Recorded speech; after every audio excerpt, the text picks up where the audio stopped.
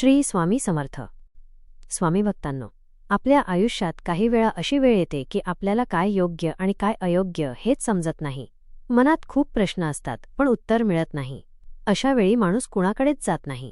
तो थेट स्वामींच्या चरणी जातो आणि स्वामींना प्रश्न विचारला की स्वामी आपल्याला नक्की मार्ग दाखवतात. स्वामींना प्रश्न कसे विचारावे आणि स्वामी आपल्याला उत्तर कसे देतात ते आपण आज जाणून घेणार आहोत. बऱ्याच वेळा आयुष्यात अशी वेळ येते की आपल्याला काही मोठे निर्णय घ्यावे लागतात. हे निर्णय घेण्यापूर्वी अनेक प्रश्न मनात उभे राहतात व आपण निर्णय घेण्यास डगमगून जातो.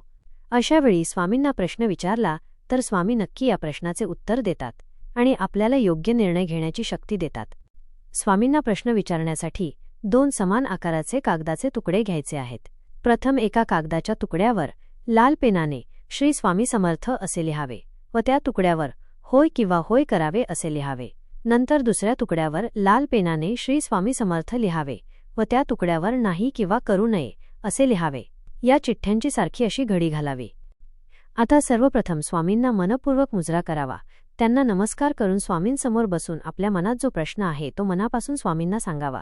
आता दोन्ही चिठ्ठ्या घेऊन त्या स्वामींच्या चरणाशी ठेवाव्या.